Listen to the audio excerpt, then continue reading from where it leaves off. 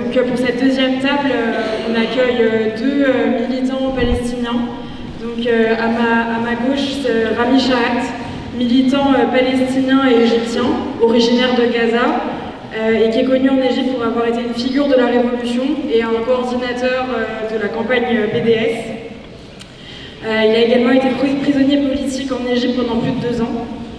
Et à côté de lui, Salah Hamouri, militant et avocat franco-palestinien.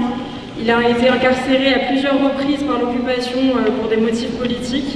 Et il a été expulsé en France en 2022 et privé de rentrer sur sa terre natale. Mais peut-être on reviendra sur la question de la prison parce que c'est assez central dans la structuration du système colonial et de la répression. Mais peut-être dans un premier temps, si vous pouviez dire 2 mots sur la situation en Palestine, là tout de suite, à la fois dans la bande de Gaza, mais aussi en Cisjordanie et à Jérusalem, et ce que c'est la vie là-bas pour les Palestiniens, mais aussi le plan de l'État d'Israël et l'État de la résistance. Merci à vous pour votre présence et votre accueil. Et voilà à la table des prisonniers. يعني ما زالت إسرائيل خطتها الرئيسية هي تهجير الشعب الفلسطيني وطرده إلى الصحراء المصرية. Le plan israélien est aujourd'hui clair, ça reste d'expulser les Palestiniens de la bande de Gaza vers le Sinaï, le désert égyptien. في محاولة لطرده من الشمال إلى الجنوب ومن ثم إلى الحدود المصرية.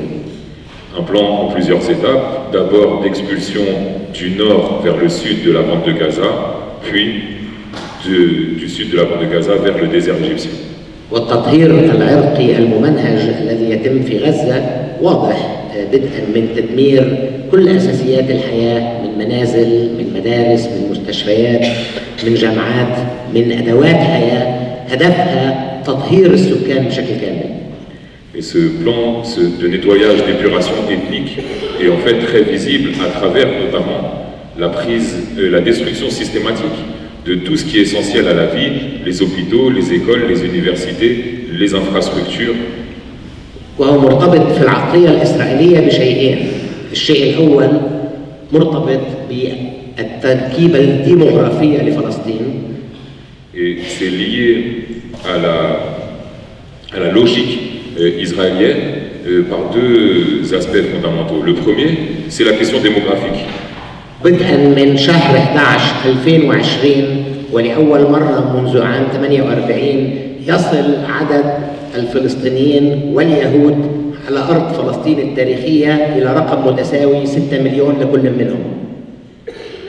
En novembre 2020, pour la première fois depuis 1948, le nombre de Palestiniens a dépassé le nombre de colons juifs en Palestine, dans la grande Palestine historique.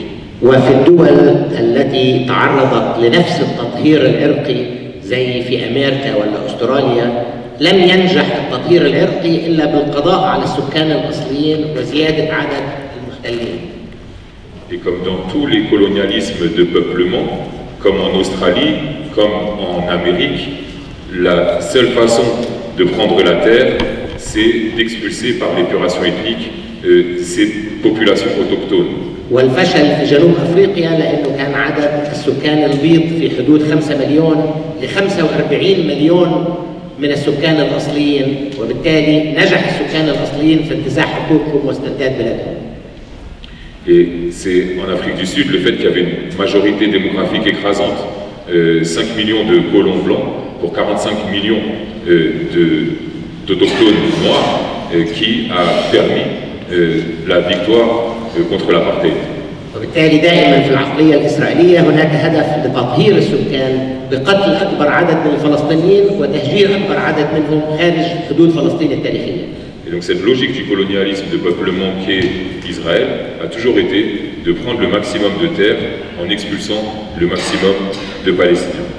ولكن كمان هناك دائما فكرة التوسع في احتلال الأراضي واستخدم في ذلك التطهير العرقي، الستلر كولونياليزم، الابرتايد، والان الجينوسايد، كلها ادوات هدفها احتلال اكبر قدر من الاراضي الفلسطينيه.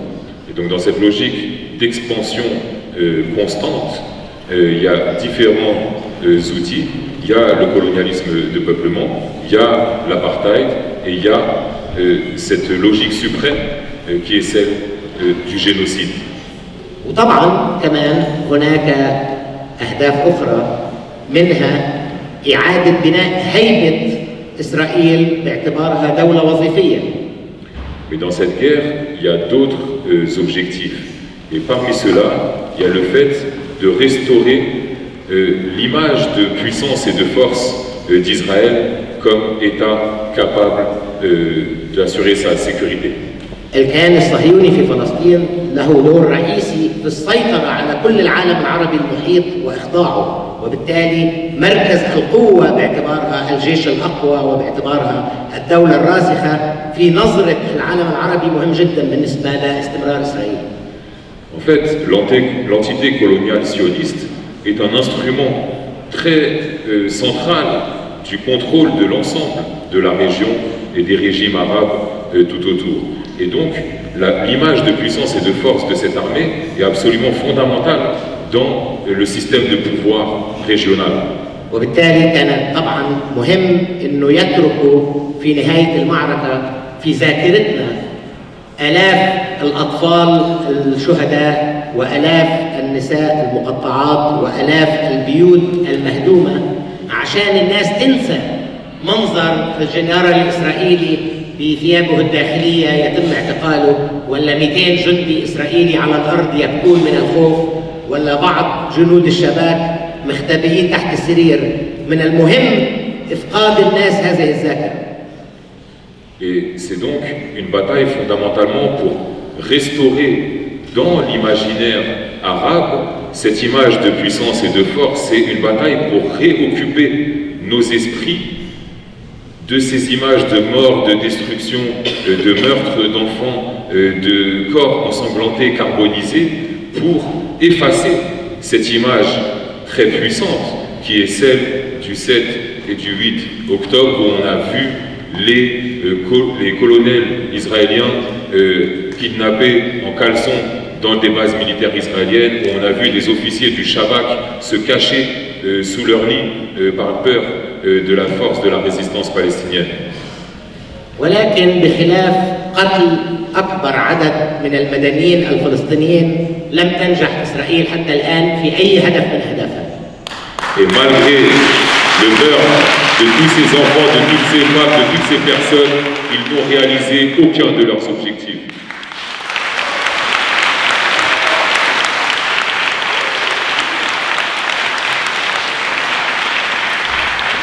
ما زال الفلسطينيين في غزة صامدين على أرضهم، وما زال 350 ألف فلسطيني في الشمال الذي تم بين قوسين إخلاؤه ولم يخلى، وما زال السكان فيه.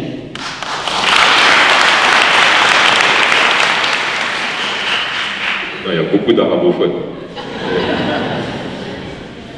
Malgré... Donc, ils n'ont réalisé aucun de leurs objectifs. Le peuple palestinien résiste envers et contre tout sur sa terre. Il y a encore aujourd'hui, à l'heure où nous parlons, dans le nord de la bande de Gaza, 350 000 Palestiniens qui sont aujourd'hui sur leur terre. وما زالت المقاومة كل يوم تنال من جنود العدو الذين وطئوا أرض غزة. Et chaque jour, la résistance palestinienne frappe et détruit les cibles militaires de l'occupation israélienne qui sont aujourd'hui dans la bande de Gaza.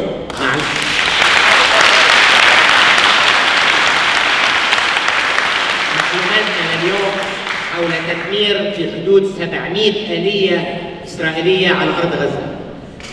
Depuis le début de cette agression, c'est plus de 700 engins militaires, chars, bulldozers, transports de troupes qui ont été détruits par la résistance palestinienne.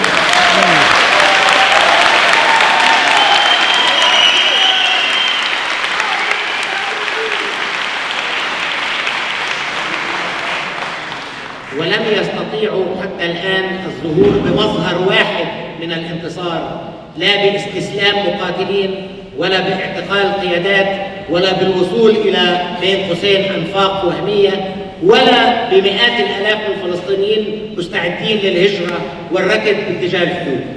Et à l'heure où nous parlons, Israël n'a pas pu montrer une seule image de la victoire à laquelle il prétendait.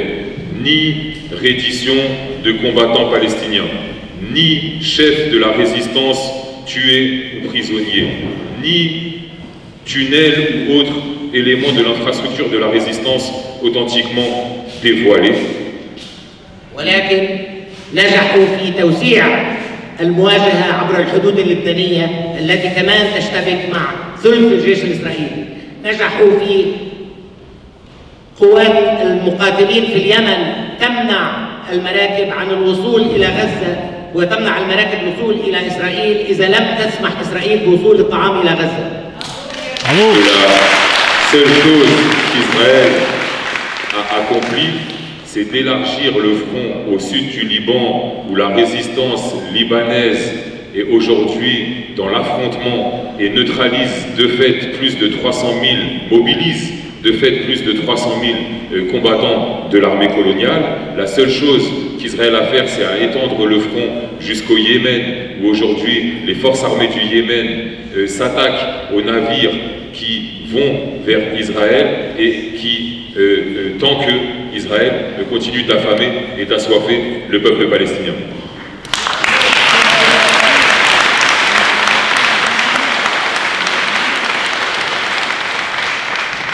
والأهم نجحوا في تعليمنا جميعا أنه لا يمكن السلام مع المشروع الصهيوني. Et le plus important, c'est qu'ils nous ont appris à toutes et tous qu'il n'y a pas de paix avec le projet colonial sioniste.